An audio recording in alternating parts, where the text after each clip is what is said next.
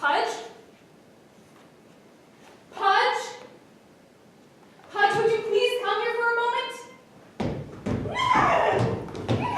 Pudge! Pudge, would you please stop this ridiculous charade for 1 moment, please? Frankie, Cocoa Puff does not appreciate being called a charade. Pudge, have you noticed that we are right now, at this very moment, being watched? Roni, what are they all doing here? I really don't know. Are they just going to keep looking at us? Shh, keep your voice down. Hello? Hello? Roni, they're not moving.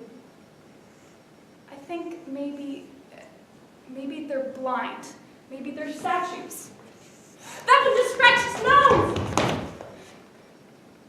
They're all so quiet. They're all so flat. Maybe they think we have something to tell them. Maybe they're lost. Maybe we're lost. Well, of course we're lost. Haven't you been paying attention? Do you think they're waiting for something? People are always waiting for something.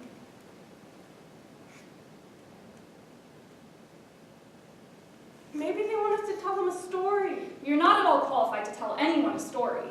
Aw, come on, Roni. Read to them from your notebook. My notebook holds all my very most private thoughts from my very most private mental scramble bucket, and is very much not for public consumption. Aw, come on. Look, they're all watching us. Well, all right, I guess. All right. Goes. Macaroni, an autobiography. Once upon a time, there was a girl named Macaroni. She was small and quiet most of the time, but in her head, she had the voice of a great bald eagle. Every day, she waited for important things to happen to her, but they never did. This made her sad sometimes. Macaroni had a best friend named Pudge. Pudge and Macaroni had been best friends for a long time, maybe forever. Don't forget about Pudge's glorious stallion, Cocoa Puff! I'm getting there, give me a moment. Macaroni was bored almost every day. Bored like a serial killer at Sunday brunch, like the Grinch on Boxing Day, bored like toast in a toaster. Good thing she had her bestest friend, Pudge, to keep her company. Yes, good thing indeed. Pudge. And her magnificent bovine companion, Cocoa Puff! How many times do I have to tell you it's not brown, you flop? Why in the name of Mike would you call a green thing Cocoa Puff? Fine, I'll change it. But Cocoa Puff, like all living things, deserves to be treated with respect and dignity. Foam has feelings too. Macaroni and Pudge needed a purpose. They needed a goal, a special mission, a strategic plan. They need to find their important place in the world. For what else is there but fantastic quests and daring feats of bravery? Without these important tasks, the world is just a big bunch of boring people who want to be dumb things like stockbrokers and pediatricians. What's wrong with pediatricians? They get all the stickers in the world. There's no glory in it, Pudge. Don't you want glory for you and your Cocoa Puff or whatever it's called? Asparagus. Yes, that. Well, in fact, Asparagus and I are pretty happy doing not much of anything at all. As Macaroni's best friend, Pudge was obliged to help her in her quest for glory, honor, and renown. Honey, do you think they can hear us? Ever since she was small, Macaroni loved stories. She adored her storybooks so much, her mother once found her gnawing voraciously at an old copy of The Wizard of Oz. She thought maybe the answer to her fantastical longings lay in digestion, or possibly delayed osmosis. Roni? Every night, Macaroni slept near the window, alert for the soft tickling of Peter Pan's shadow tips against the window glass. Every night, she held the hand of a star, and it whispered softly to her the things that slid around just under the skin of reality. This is how she learned of magic. The tears came, and she breathed a great gasp, just waiting for her moment to walk into the great, beaming spotlight. Then one day she grew up. Roni, there's something coming. The world, she found out suddenly, was a big, flat place where people walked by every day on tongues brimming with flat, empty words. They'd all lied to her about the magic. It didn't exist. They had been fooling her all along. It was all a big, fat, stupid, callous lie. And this made her angry. Very, very angry. You have to leave. There's something coming.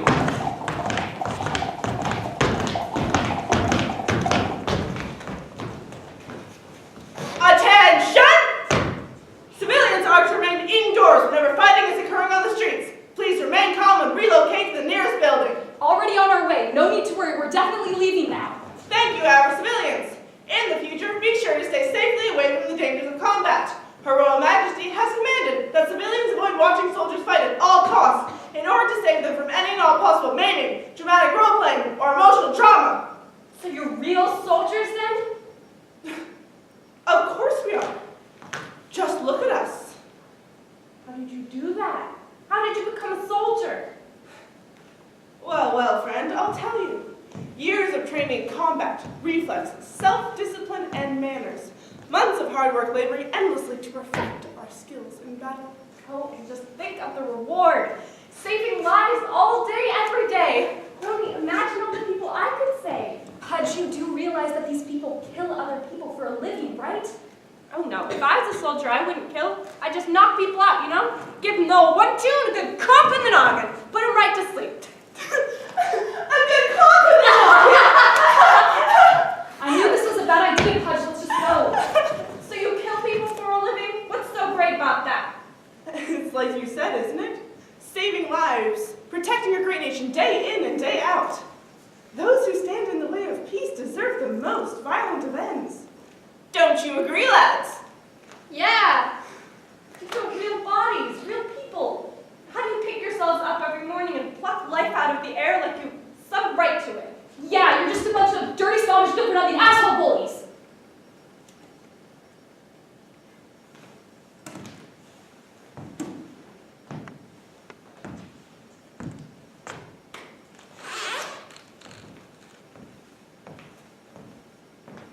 Jealousy is not a flattering trait, my young friends. You want to be like us? You want glory? Someday you'll learn that life is not about being nice. Run home to your mummies. I'm sure they'll tell you how special and important you are. I'd better not see your faces the next time we pass through here, or you might find that ridiculous noodle shoved into some not-so-pleasant places.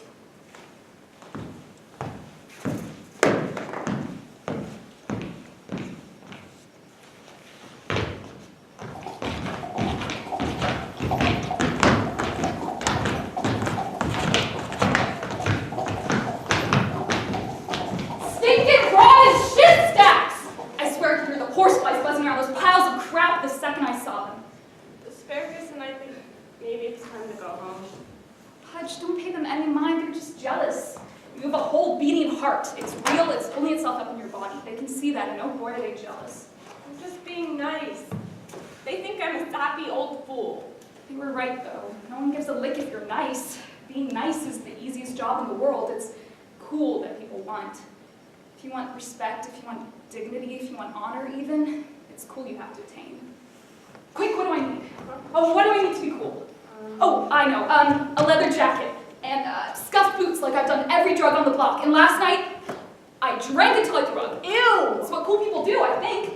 And they don't care. That's the most essential part. The most important thing is that they don't give a whit about anything that doesn't concern them. The privilege of control over their own lives allows them to ignore the helplessness of others. That's why they laughed at you, Pudge. Because you care, and caring is a disadvantage. It's not hip, it's not edgy, but stick a cigarette between your teeth or a gun in your hand and suddenly you're a god. I've been to school almost every waking moment and nobody ever taught me these things. Well, it's all subtext, and easier, I think, if you never cared in the first place. Maybe they're all just scared. It's a running world, it's just always running, and if they don't keep up, they'll end up under someone else's feet.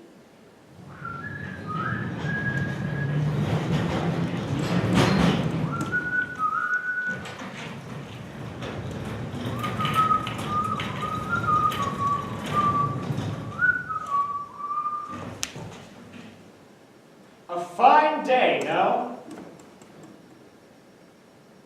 Who stuck a fork in your toaster? I ain't gonna bite. Sorry, we just had a little run-in with some not-so-nice people. You understand, of course. No worries, no worries. I'm sure I know just who you're talking about. Now, could either of you young lasses tell me who the hell these people are and what they happen to be doing here?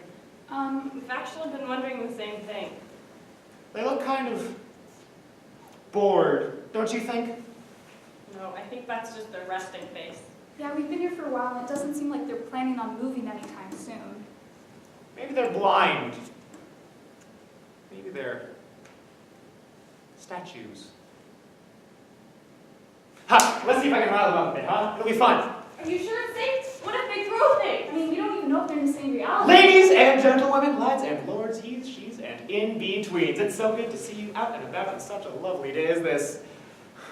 Clouds in the sky, spring on the breeze. Was there ever a more splendid day to be alive? But oh. What's that you say? You can't enjoy the day because you're too busy? My, too busy for the springtime? How preposterous, how ludicrous, how entirely stupefinious! You mean to tell me your mother birthed you out of her womb for this nonsense? Oh. It's stressful, you say? There are things to worry about, you tell me, like earthquakes, and car bombs, and starvation, and coal mining, and gas leaks, and gender violence, and AIDS, and pain, and death, and eternal human suffering. Or maybe you just had a bad day. The coffee spilled on your white silk pants, your raincoat has a new hole, your flan was flaky, and oh, some curry spilled all over your new sweater. All the little sufferings propelling you through life on a sea of mental anguish. Well, folks, turns out today is your lucky day, for I can provide the answer to all your meddlesome worries. Kiss your humdrum life of suffering goodbye and say hello to the wonders of modern medicine. Excuse me? Of course, it may seem entirely preposterous to assume that any pill or powder could wash away the frown lines and premature wrinkles of the pure of heart. But hear me out, and I assure you, you will not be disappointed. You see, the world has grown too big for the people living in it. Some of the hearts have grown too heavy. There is a great imbalance in the structure of violence, and suffering has poured across every nation into the souls of the kind. They bow under its mighty paws. They tremble in the wake of their own guilt. If you find yourself ensnared in this deadly trap, I urge you to look no further, because I have just the solution for you. Whatever do you mean? The wonder drug, the modern miracle of medicinal manufacturing, the sleekest cure for existential crises, emotional trauma, and general woe, apathy. Hailed as the new booze, some have gifted this small white pill the nickname Whiteout. And that's exactly what you'll do. One dose and the world just falls away from beneath your feet. Worry, trauma, suffering, guilt. There's no greater cure for the sicknesses of the soul than apathy. And thanks to the generous support of Her Majesty, all apathy prescriptions are now government-sponsored and completely free of charge. This is absolutely ridiculous. Free drugs that claim to rid you of worries and suffering were complete and utter toxic nonsense. Ah, but you're not the first young poop to question the morality of my products. May I ask, do you ever wish to exist without a care in the world? No more worries about your importance? No more guilt about the suffering of others? Only pure, blank bliss? Ronnie, weren't you just saying that not caring made you cool? Yes, but that doesn't mean I want to forget about everyone else. Why not? Just for a day. This is all too overwhelming. You seem lost. Can help you. Of course I'm lost. Haven't you been paying attention? Every day I wander around waiting for something, anything to happen to me, and it's all a complete hunk of sticky baloney. There's nothing at all to wait for. I try to be cool, I try to be kind, to care, live my life, become an important person, someone who people will smile at and look up to. And everything, all the storybooks, all the magic, all the glitter and glow of the spotlight is reserved for those who choose not to give a shit about anyone else. That isn't fair. There are so many important people who care. Yeah, well, where the fuck are they? I'm done with this measly existence. My important place in the world is out there somewhere just waiting for me. And I've got to snatch it by the balls before it tries to Ronnie, no! Ah, my friend, you have made the right choice. As it is, ladies and gentlemen. Ronnie!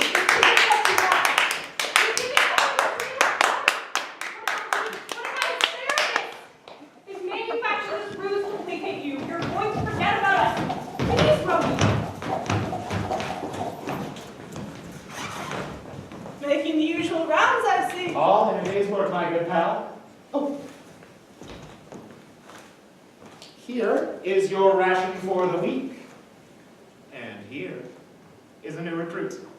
That's a very funny joke, mister, but we really must be heading home. It's almost dark out. Nonsense. The time for some real work has come. I've decided I'm ready to commence my training, ma'am, whenever the army will take me. Atta girl, that's the spirit. Not 5 minutes ago I had you pegged the do-gooder, but I guess there's nothing my favorite little white pill can't snuff out. You can't take her. She's making a big mistake. I promise she's not in her right mind. Get out of my way! This is my choice, and I'm not about to let you and your idiotic poodle stop me from the glory of being important. Welcome to the ranks, soldier. Huzzah! You've made the correct decision, my friend. No time like the present to embrace your destiny. Brony, wait. What about me? Where am I to go? Well, wherever loafers happen to be hanging around these days, I presume. We were going to find our importance place together, remember? We held the hand of a star, and it whispered to us, didn't it? Reminded us of all the things that slid around beneath the skin of reality. Don't you remember? We told them about it, didn't we? We told them about the magic so they would see it too, isn't that right? You must have been calmed to the noggin a bit too hard, my friend, to hallucinate such ludicrous things. There's no one there, you nitwit. It's over now, I've moved on. Maybe one day you two will see that this is truly the only way out.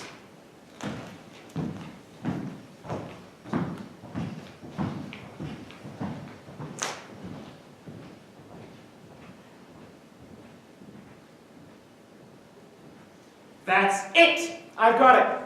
I know what they're doing here. They're waiting.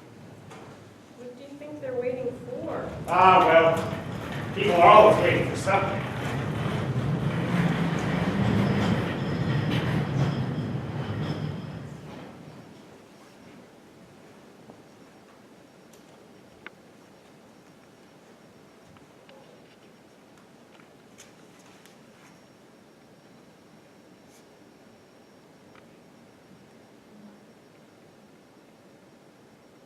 Once upon a time, there was a girl named Pudge. Pudge had a best friend who was a green horse. His name was Asparagus. They were happy together. When Pudge was a small one, her mother used to pick her dragon fruit along the riverbed in the late summer. She spoke of love often, as though the stars had built it just for her with their electric moonlight hands. Littlest one, she always said, the only ones we mustn't worry about are the ghosts.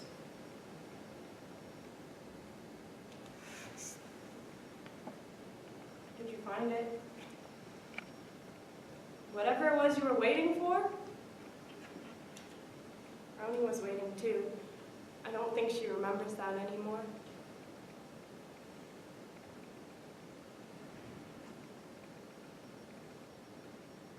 So many troubles. Too many to count. But I guess we must go on. My mom always said, if not us, who else? We are the music makers after all. We are the dreamers. No life but this, no love but ours. Smile. To care is to hold your heart bare in hand and wait for whatever comes along. I can wait. Oh boy, I can wait.